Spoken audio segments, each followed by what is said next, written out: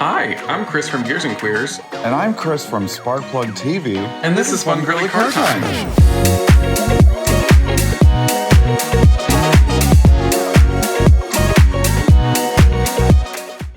What if I put hot sauce down my urethra? Fuck a cold opening. What about a hot opening, mama? I feel like because you said that, you don't gotta show it, but you have to do that one time during our podcast. You have to just like get the sriracha and just squirt it right into that piss slit. I regret bringing this up. That sentence was not in the Bible. No, it wasn't. But so is it? Am I going to use sriracha, Texas Pete, Cholula, or Tabasco? I feel like Texas Pete, like Peter, like. Oh yeah, and also because he's a man. Yes. Yeah. Oh my gosh! Hi. Oh my god! Hi. How are you? Oh. I got like a very quick burst of energy. I texted you before the pod and said that I wanted to crash on my bed and explode. But I got a very quick burst of energy before I got onto the pod, so I'm good. Thanks. Hope you are. What was his name? His name was Jesus Christ. I don't know her. Yeah, I don't either. No, nobody. I'm not seeing anyone. Although I did match with somebody on Tinder, but they are being slow to respond to my Snap requests. So I don't know if I've told you, but I filter out men that I am interested in on my Snapchat. And if they make it past my Snapchat, it's like a burner snap. So I don't use it for anything other than like gentleman callers. Is it like a whole snap, or are you doing this because you're like, I want to see face, or like what? No, I'm doing it because I don't want them to have my phone number outright. Which, I don't know, trying to be safe. I have stopped. Like if somebody asks for my phone number and I haven't met them in person, I'm like, I'm not comfortable giving you my phone number until I've met you. And like, I feel like people that are reasonable are not perturbed by this. Yeah. But that's why like, Snap is great. But I deleted Snapchat like years ago. Like I forget when exactly it was. But like, you mean your girl will get a message on the apps being like, do you have Snap? And I'm like, no, I don't have motherfucking Snapchat. Like but I realize that I'm the weird one, right? Like I understand that like it's a thing that most people have. And it's just like, I am personally very interested in seeing pictures of penises and otherwise, but I am not just going to like sext back and forth with somebody. Okay. That's just me. Well, I'm not sexting people. I'm getting to know them, but I just don't want them to. I'm not sexting people. I'm getting to know them. You have found Christ. That's the name of the episode. I'm not sexting them. I'm just trying to get to know them. That is a good one. I love that. But back to cars. Oh my god! Do you want to know what I was on the phone with my mom like literally until a moment before this. Do you want to know what she just told me? What? Okay, so two things. My mom was like, she's like, I found this stuff that's like, she's like, it's like what you make statues of. I'm like, clay? Clay? Like, yeah. And she's like, and it's like, there's this spray. And I'm like, are you talking about a clay bar? And she's like, yes. And I'm like, why did you find this? And she's like, somebody was talking about it at my, whatever, like she does yoga, right? And I'm like, are you trying to get like environmental fallout off of the Volvo? Like what? Why do you have a clay bar? And she's like, I don't know, it just seemed like a good idea. And I'm like, Mom, I'm like, I have clay cars, many cars. I'm like, it's not like a bad idea, but like that's a lot of work. So I was telling her how you do it, and she was like, oh, maybe I won't do that. Yeah, it really is a lot of work. Have you ever? Did you buy it already? I think she did. And I was like, because like the Volvo like is in pretty good shape, like even the paint and stuff. And I was like, is there like something that you're trying to get off the paint? And she's like, no. And I'm like, I think you don't need it. No, I have not clay barred a car. No, God, my anything cosmetic, I have my brother do because I'm like not trying to do any of that. Oh, is he like a little detailer like extraordinaire? Kind of. Really? Yeah, like he actually is really good at detailing cars. Does he like buff too? Like, yes. Yeah, he polished my Z3. I don't think I've ever said that on here, but he polished my Z3 and he's very good at that kind of stuff. And whenever I've had any cosmetic issues like recently, 2 days ago, scratched my wheel on my pickup truck. So I am very upset about that because was it like a Kirbyana? A Kirbyana did not see her and she scratched. But that's okay because I am also currently, as I've been texting you recently, in the market. I'm still in the market. I think every episode I'm like, I'm buying a new car. Market update. I found the cuntiest. I should put like a news. Breaking news. Cunt. The cuntiest 2006 Pontiac Grand Prix GTP with a supercharged V6. Bitch, that car, that's the one you sent me, right? 38,000 miles, yes. 38,000, a 2006.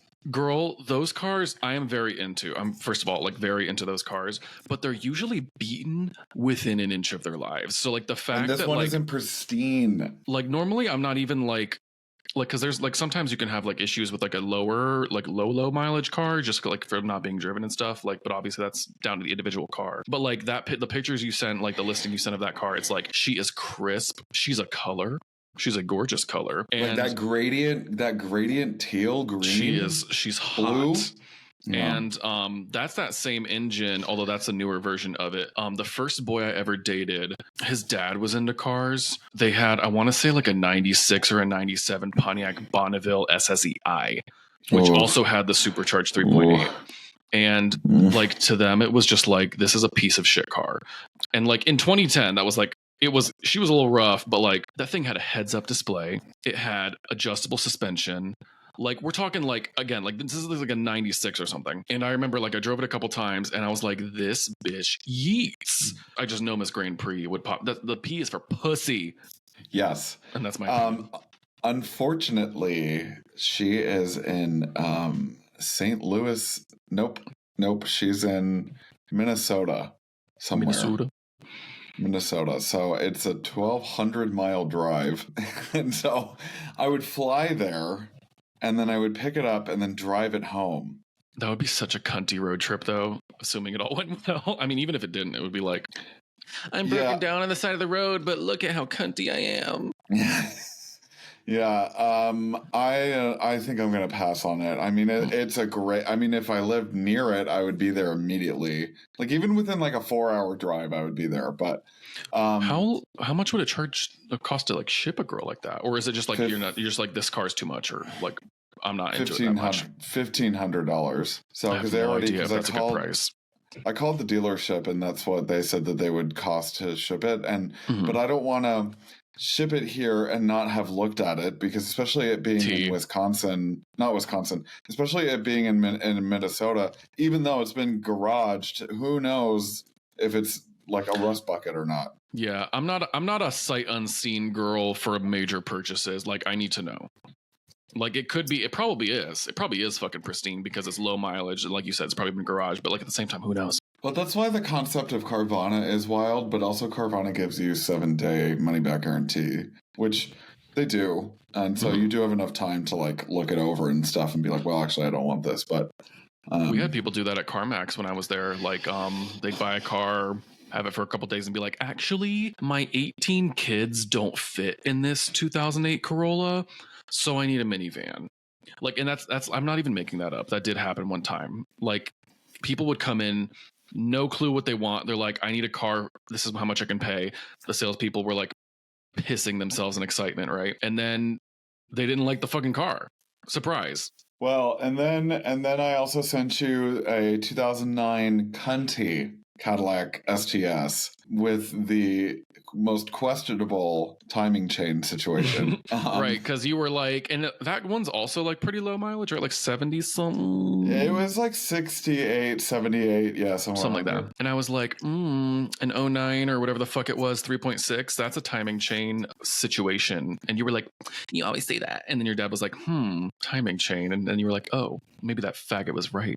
Yeah, no, so I don't know. I mean, it's so cunty. I've always wanted an STS. Like, my parents had a Seville and a DeVille growing up, so having like the modern Seville would be so cunty.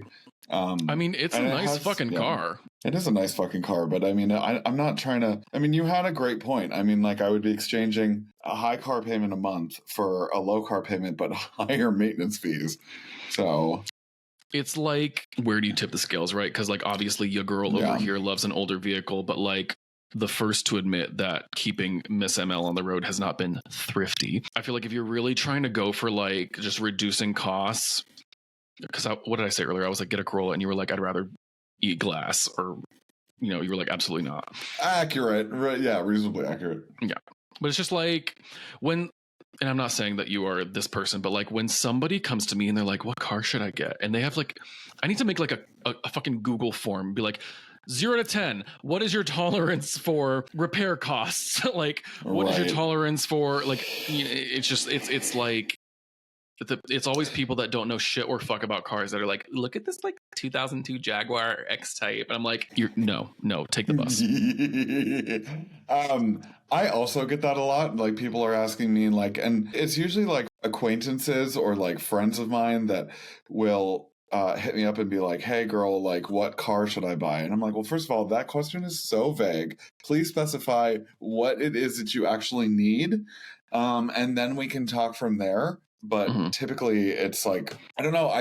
I point them in the direction of like, and then I will ask them like, what is your maintenance tolerance? Like, what can you do to maintain your vehicle? Because I technically do all the maintenance on my truck, but when I had that Hyundai, I literally didn't have to touch it, like, to maintain it, because Hyundai really does have America's best warranty, hands down. I mean, 10 years, 100,000 mile, like, fuck off. But I mean, and because I've been doing all these articles recently, I mean, it's interesting, like, the Stellantises and the GMs of the world, they don't really have the longest warranties, and then, like, in terms of maintenance, like, you have to pay a package fee if you want to maintain them for like if you don't know shit or fuck, like you said, about maintenance, like, you have to buy a maintenance package, unless you buy a Hyundai or a Kia or a Genesis that has like the maintenance built in that you don't have to pay at all with. Because even like Mercedes and BMW, like, you have to pay like some kind of like paywall for maintenance. Are you telling? I'm not too familiar with these newer situations, but you're saying that like some You're not? new. What was I saying? You're telling me that Hyundai's including some servicing in their warranty, and that other manufacturers are like, get fucked, or you can pay money. Yeah, basically. I mean, Hyundai, when I had my Elantra, it like they would change the oil and rotate the tires and replace the air filters and the cabin air filters for nothing. And then of course, like, with the powertrain warranty, like, which is for like 100,000 miles, like, if anything happened to the transmission, which sometimes that does happen in a Hyundai, they and I do have a story about that. Apparently, I'm not going to name who, but somebody recently made a video about how they just bought a new Santa Fe, and the new one, like, the transmission actually like shit itself after 30 to like 100 miles. Like, it was something that was insanely, like, they took it to a grocery store back and it fucking exploded. How pissed would you be? You could have been like foot to floor for 100 straight miles, stoplight to stoplight, and like no car should have an issue with that. Like, that's ridiculous. No. It's a defect. Especially it's like a brand new car. Yeah, it's definitely a defect. But speaking of transmissions, my truck, I love her. She's great. She's serving me great. It's comfortable, big, fun to drive. I don't know if I've talked about this on the pod before, but I've had problems with the transmission. I know you told me. where it's like slipped between second and third because it's got an 8-speed. But what I've found is that apparently it's the torque converter slipping like between like converting the torque, I guess. I don't know, but that's all but from what I've been told is that one of my friends has a Canyon, a GMC Canyon, and he told me that he replaced it with like a different torque converter. I mean, girl, I'm not going to go in there and fucking replace a goddamn torque converter. I'll just let it slip. But there is a hill outside of my apartment complex that literally it fucking slips every time on that one hill. Is it not under warranty still?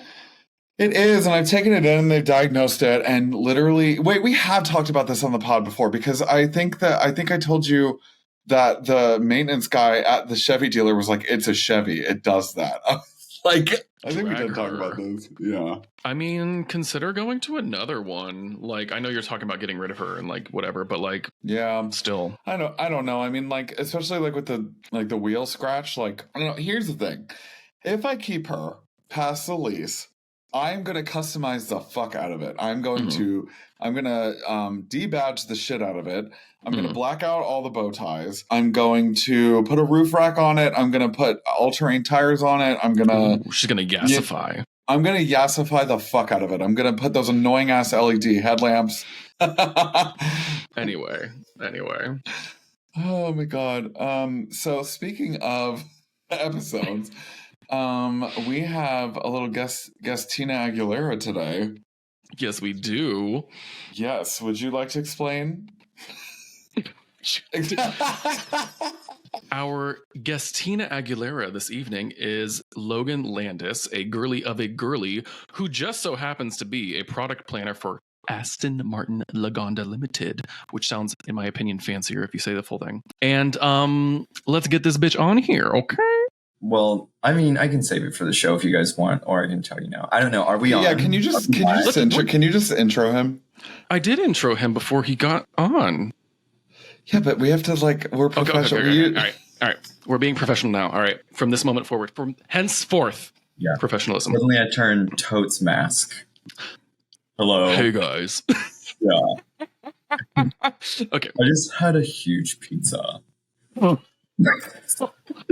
You just sounded like you went to Erewhon in WeHo. Like, that did not. Okay. Brief moment of gay silence. I am begging so that I can No, you could just, honestly, we could just start it from there. Just tell the audience who he is. I don't care. I'm over it. Ladies and gentlemen, this incredibly masculine, not at all gay, not at all morally bankrupt person, Logan Landes. Welcome to the pod. Thanks for the intro. Get the fuck out. You're right. It does. It's like it's gone so far past straight. I can't do it. Look at how red my face is. Oh my God. But literally, I'm blushing. To me like that. Well, they do. They talk to me like that. Well, do you live in LA? Is that how people in LA talk? Some of them do. I don't live in LA now. Now I live in Orlando. Ew, Florida? I know. Oh my God. Don't get me started. Of course, now I'm going to get shot because now I'm talking bad about Orlando and they all have guns there. Miss Logan, so happy to have you here. I have the vaguest of understandings. I know that you work for Aston Martin and you are also, I believe, in the Army Reserve. Is that correct? Air National Guard. Air National Guard. I just slapped my microphone with my acrylics. So how does that work? So you are a product planner. Is that correct for Aston Martin? Yeah, I'm a product planner for Aston Martin. So I've been there for 2 years, but a lot of my job entails me trying to convince England of features that we desire here in the American market. For example, one that I like to throw out there, and I don't know if I'm the cause of some features or not, but sometimes I request them and sometimes they come through and sometimes they do not come through. I don't know. No one ever tells me like, hey, yeah, that sounds like a good idea. We're going to go ahead and implement this. They usually just say, absolutely not. And then what will happen is like the car will come with this feature that I asked for. And they'll be like, by the way, we're giving you this new feature and it's incredible. So then they take credit for it. Is there like a Google form that just says Aston Martin and it's like feature that I want and you're just like, it's a Reddit. Yeah. And they're just like, maybe you'll get it. It's a public Reddit. Yeah. Maybe you'll get it. Maybe you won't. It's a Reddit, and I am the sole owner and participant. And I'm kind of obsessed just with that. Responding to myself. So like a little echo chamber, but like English. So it's like posh. In English. Well, I'm in New York, and that explains it. It's the air. And so I look at the Empire State Building from my office. Oh, small brag, I guess. Although I don't really enjoy being in New York. So, wow. But you enjoy Orlando, okay? Oh yeah, Disney World. You can just go. Why would you travel anywhere else? Because you have Disney and it's all there, like Paris. And, what's crazy is people actually say that. They're like, how can you not like Orlando? You have Disney World right there. And I'm just like, I mean, if I wanted to go hang out with a bunch of 12-year-olds, that would be really fun. Right. And like hear screaming. Or what about Disney adults? Disney bounding? I don't want to. What did you just say? There's Disney abounding. No, Disney bounding. Have you guys not heard that? No. Where it's, oh my God, I am too deep. I need to get off the internet. Basically, it is where they dress up like their favorite character, but they're not allowed to dress in the actual costumes because that's only for the children. Because imagine if there were children and adults running around in like Cinderella outfits. So they have to wear like the color scheme that Cinderella wears, but they're not allowed to wear like her dress. Anyway, yes, continue, please. Yeah, my apologies. Got very sidetracked off that. So I work very closely with the product development team, and I try to advocate for the North American market for the pricing, content, and volume as well. That being said, as I mentioned earlier, they usually don't take what I say. So you are just like, hi guys, I have an idea, and they're just like, we'll think about that. Well, I have to introduce it. Like, I can't be like, hey, what do you guys think? Can we put this on the car? I can't necessarily say that. So what has to be done is a business analysis, and we have to explore the cost benefit impact on the company and sales and such. So let's say like introducing Apple CarPlay onto the car. Like we first introduced that in the DDX, which we're a little behind, right? Because we're a small company. We don't have a lot of money. So we do with what we can. A lot of the development costs went towards driving dynamics and creating a new platform and all that stuff. We're getting Apple CarPlay into the cars now, which is obviously a much highly desired feature and expected throughout an entire model. Any brand that doesn't have Apple CarPlay, people are going to be like, where's my Apple CarPlay, right? So when was the first year that had Apple CarPlay on any of the Aston Martins? Well, the DBX came out in 2017, I think, right? 2020. Okay. No. It feels like a lifetime ago. 2021 model year in 2020, like during COVID. Yeah. Okay, sure. You mean best time of my life. So that was our first car that had Apple CarPlay. And we wouldn't necessarily have to do a business analysis on that. That would be a cost of entry. I'm just trying to find a feature in general. Basically, what we'll have to do is a cost benefit analysis. How much is it going to cost us to implement this feature on the car? And how many sales would it generate compared to not having it? Does it generate enough sales to overcome the cost of implementing this feature? So like a math situation, like exactly. So it can be kind of, it's not an exact science, right? Because we don't know exactly like, oh, if we put this feature on a car, we'll sell it 100 more guaranteed. So that part is kind of a difficult, I guess, more of an art, I guess. So that's where it gets a little tricky. Okay. It's a projection, right? But it's like an educated guess or like an informed, like you're trying to like justify it. Yeah. And I guess an easier way to do it would be, or an easier way to justify it would be say, like all of our competitors had this feature. So everyone is going to expect this certain feature. So we need to put it on our car to make it competitive. So do you do like more like interior or exterior product? I mean, like, does it matter? Is there like certain people that do certain? Yeah. I mean, the whole car. Yeah. Because I'm the only product planner from our region, the North Central and South America, essentially. Wow. So I have to cover the entire lineup and I have to cover the entire car. That being said, like, there's engineers and designers in England that have a lot more focused areas, right? So like, I'm not going to be the one that says we need to maintain this type of balance in the tire because people expect this much road noise, this much grip, and this much longevity.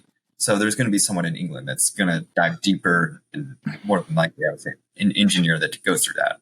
I'm more like, can we get some more speakers or something? I don't know. You're like, I need to listen to Icy by Kim Petras louder. Yeah, my Aston exactly. Martin. Yeah. Did you make the headlights bigger on the 2025 Vantage? Because I need to know. Well, do you like them or not? I do. Well, then yes. Okay.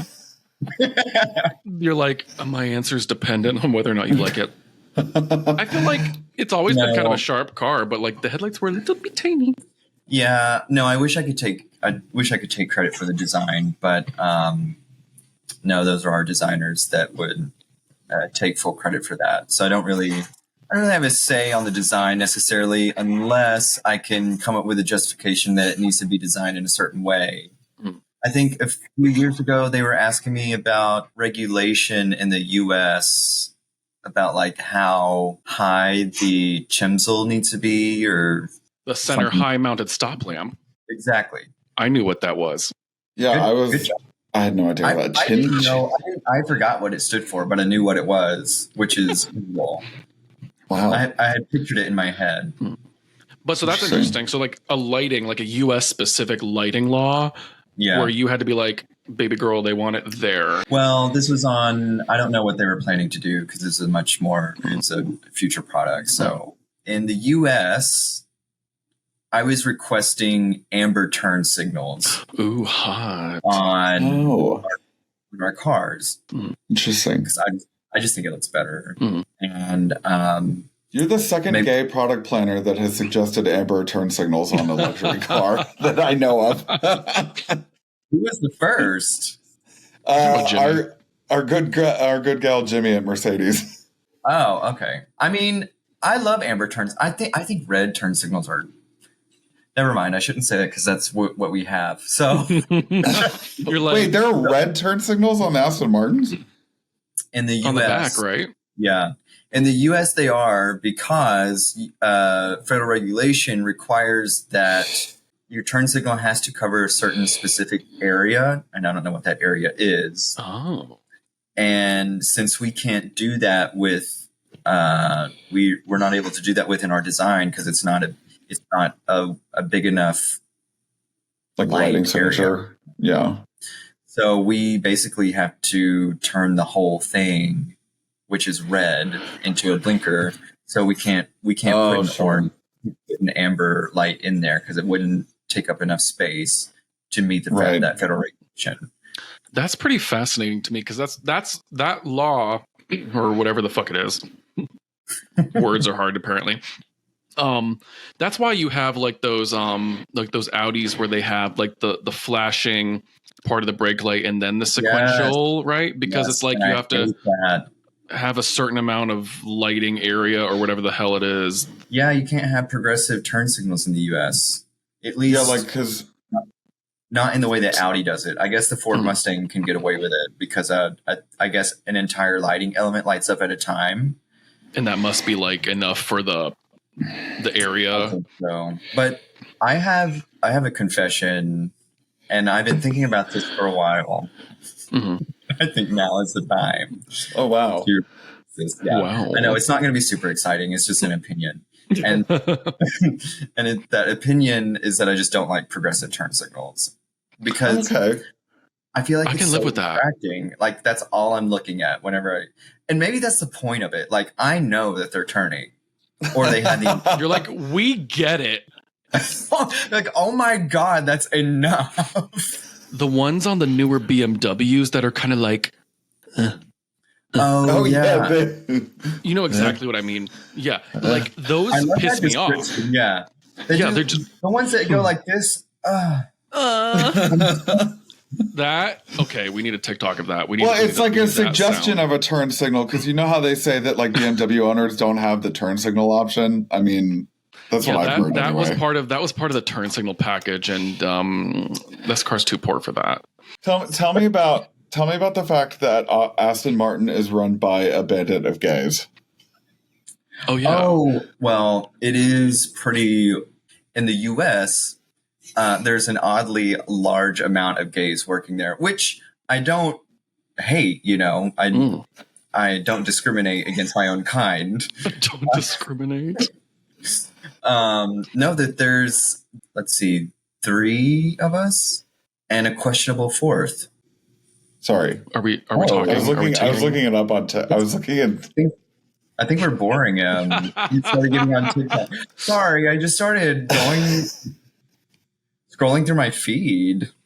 Earlier, but like moments before you joined us, Logan, he started playing this sick, horrific sound of Dobby the elf being like, Can I play it for him? Just play it. I've already had to. I'm going to be forced to react now. Yeah, live reaction. Dobby's gonna pull your hair. Wait. Oh. Dobby's gonna pull your hair. You're real good. You feel so good. You didn't play that part. I hope that you're sending that as voice memos to your Grindr dates before you leave.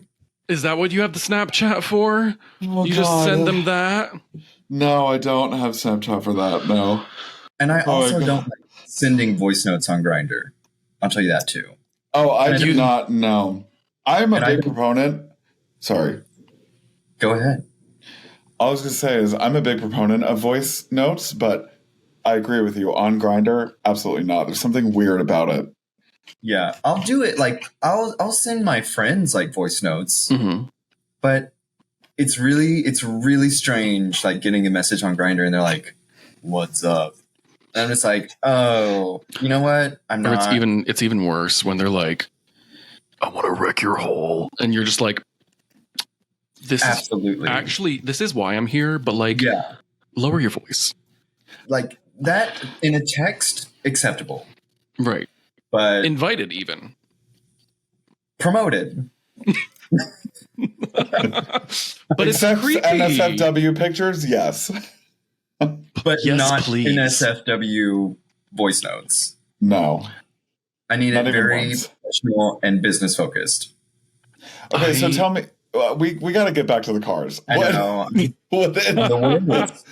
What, I'm having fun though, but we got to get back to the cars. But how did you get a job at Aston? How does one procure a job at Aston Martin? Well, I've always been interested in cars. I've always wanted to work in the automotive industry. I've always had, my first love, and probably continues to be my true love, is still Honda. So, that's why I like all your Honda posts. I know. And that's where you met our good girly Miss Davis Adams, yes. Correct? You met at Honda, working for Honda. Yeah, it was pretty wild. So I applied there while I was going to school. And I got fortunate enough to be brought on board. So I was in their product planning division as a part-time student program that they had. So I worked there while I was going to school on the connected services. So like Honda was just starting to bring in the Honda Link capabilities, which at the time was 4G. The Odyssey was the very first car in the US that had connected services, launching with the new generation of Honda Link. And that was in 2018. I got brought in, and it was a very fascinating role because it was a new business for Honda, and it was still relatively new to the industry in general. I don't know who was the first to have it, but I know Audi has had it for quite a while. When you say connected services, you're talking about like beep boop, information from like the cloud. OnStar. Yeah, exactly. Okay, Just okay. like OnStar. Yeah, so yeah, like but yeah, roadside assistance and all that kind of stuff. Yeah, Got yeah, it. with the cloud. So with this functionality, brought like unlocking and locking the car from your phone with an app, right? Got it. So you can lock it from Texas when your car is in Nevada. I don't know why I chose Nevada, but that was Well, because you were in Las Vegas, you did a hangover bender, and then somehow you ended up in Texas. And you also drive a Honda Odyssey. And you also drive a Honda I Odyssey. took my Odyssey. We went on an Odyssey, really. Yes. Isn't the Odyssey the friends we made along the way? Yes. It took me Are a you minute. okay? Chris, are you okay tonight? Honestly, like, what the fuck is going on? Okay, Linda, I told you I had a hour and a half long talk with my boss about my future goals today. Am I okay? I don't think so. Oh. What are your Anyway, goals? anyway. What are my Okay. goals? Any hole. Yeah, any hole is a goal. I'm gonna fire up Sniffies. Okay. Not Dark the web much. not the dark web. Don't act like you are above that.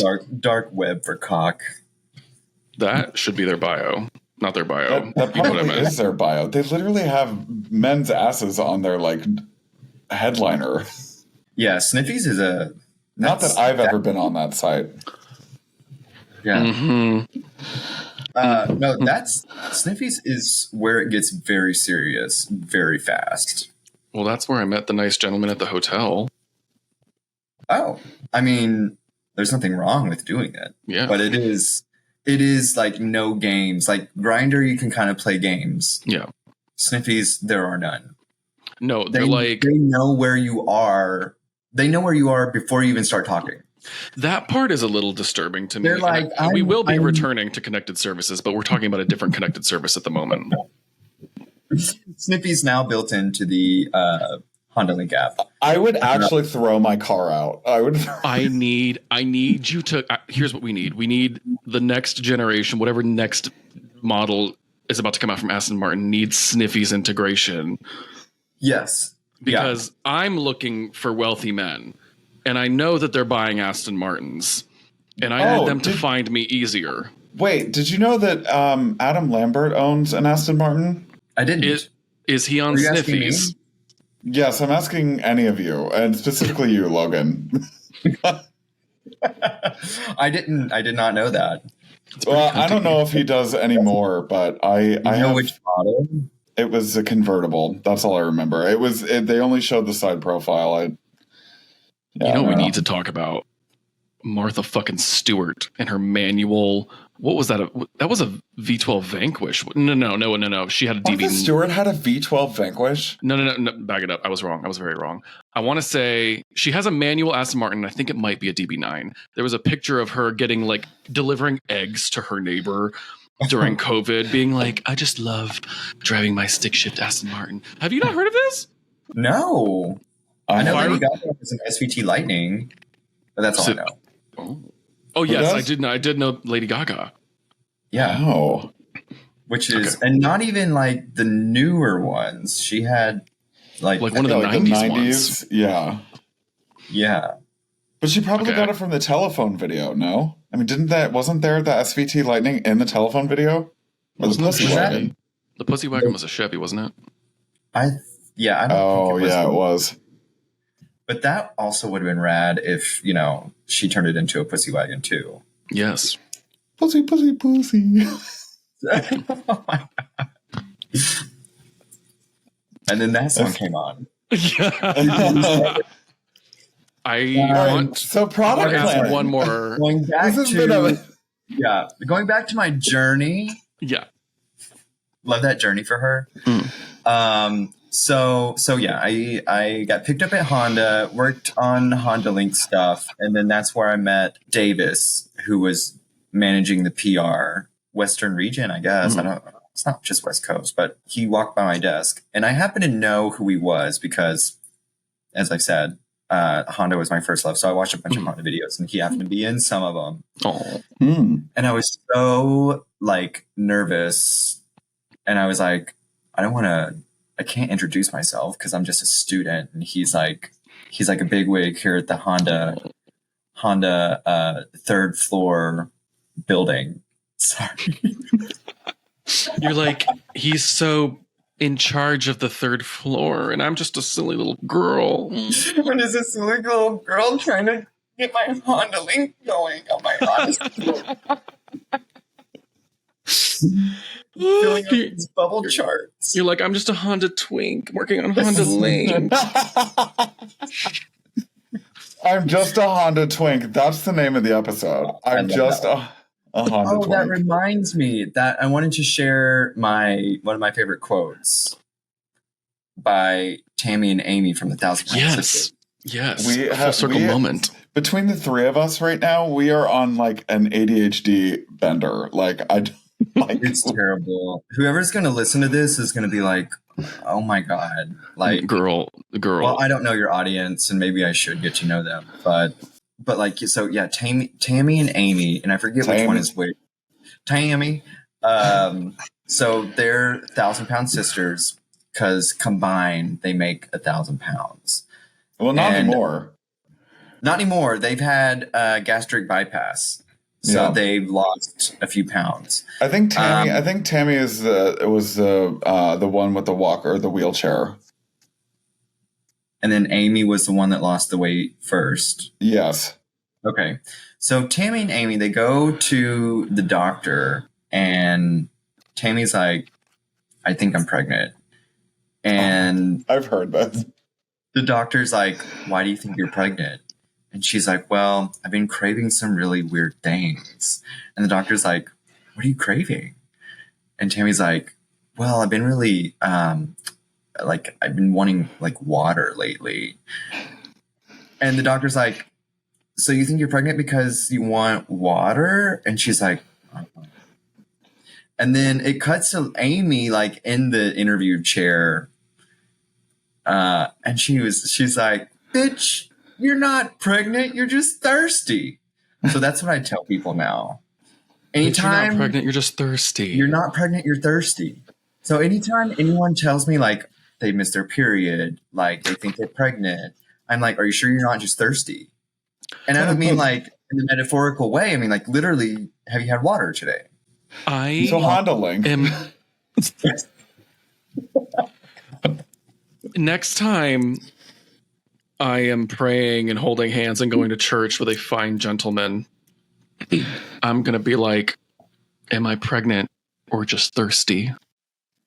Are you pregnant or thirsty? You could be both. Or just full of cum.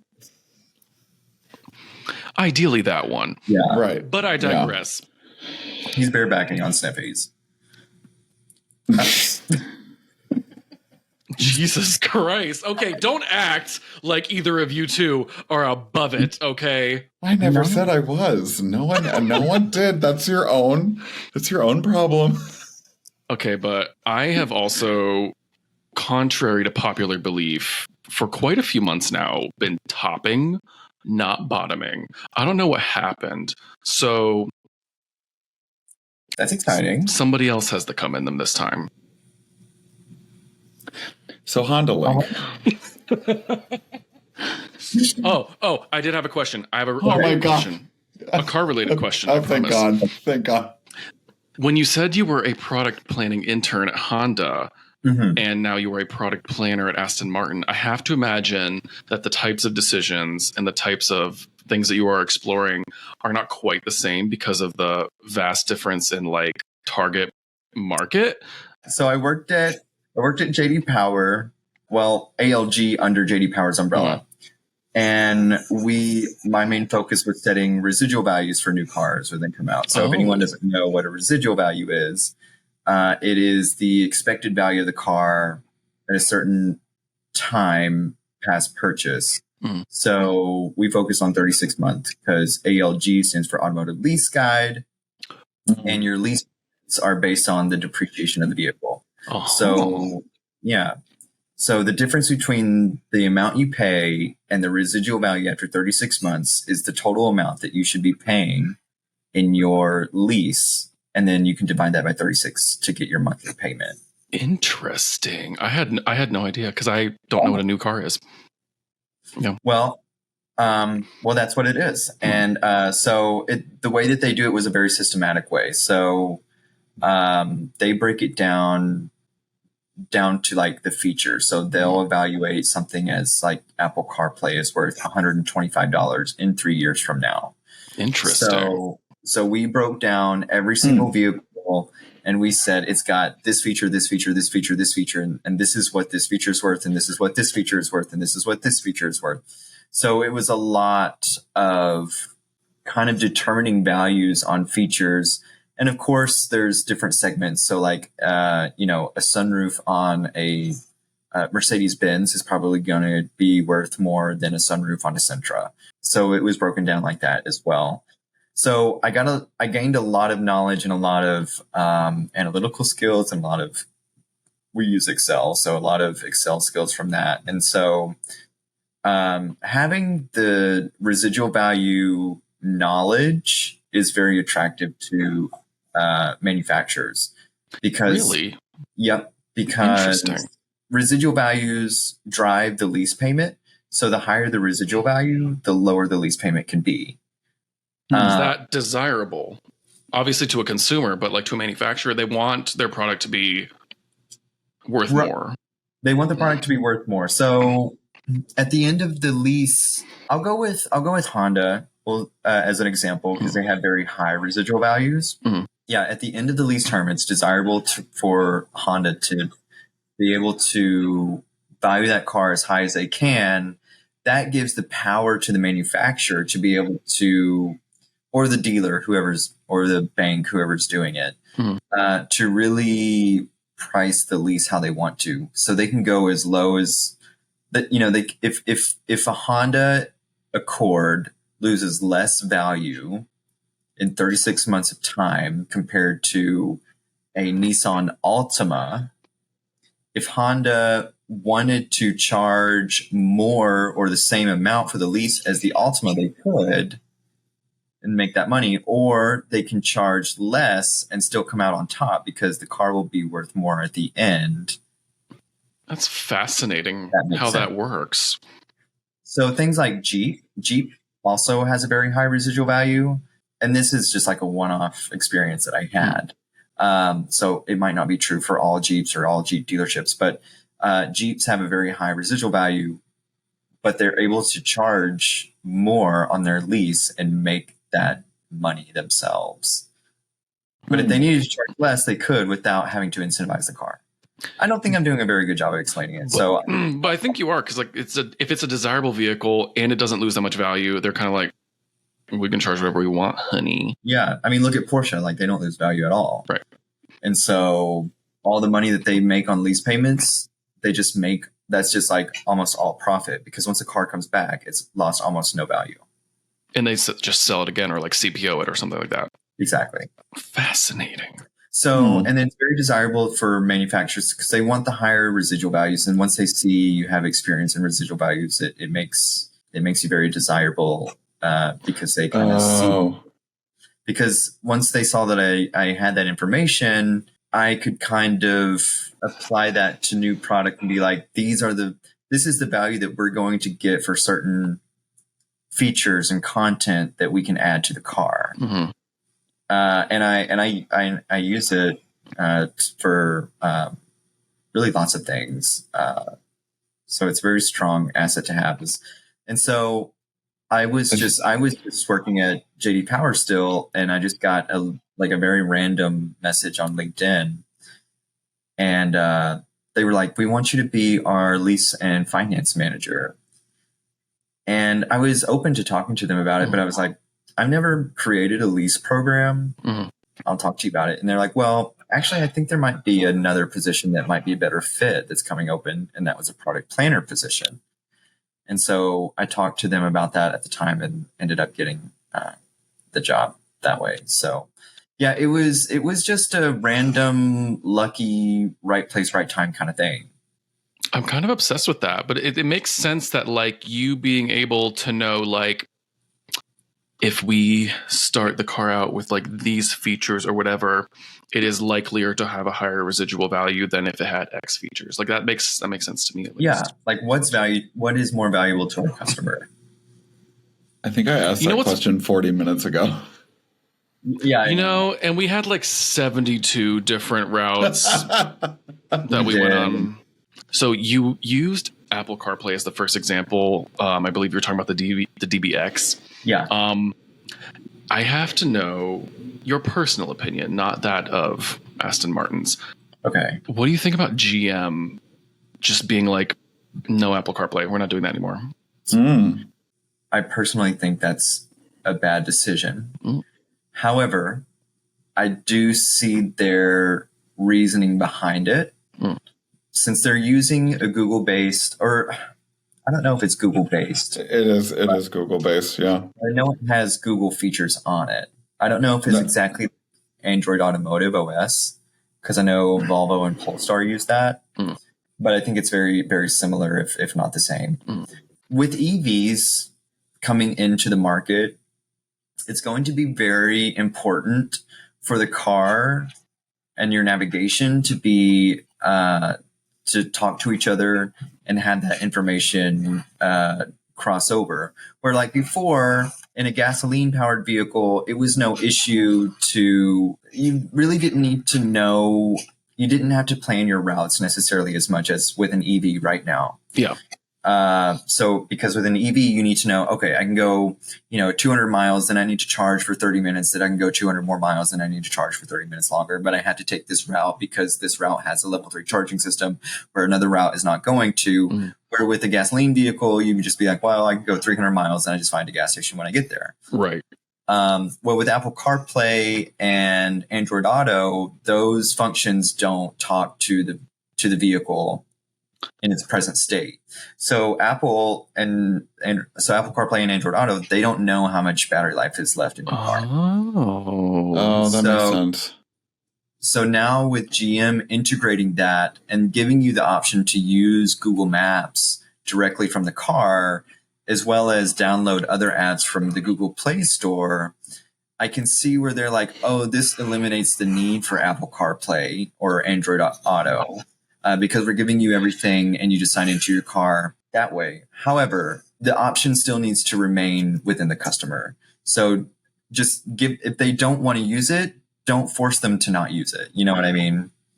Well, it's like Tesla famously also no CarPlay and such, right? And it's like, but it works for them. And do they have Apple Music in their cars? I think that they do. I could be wrong.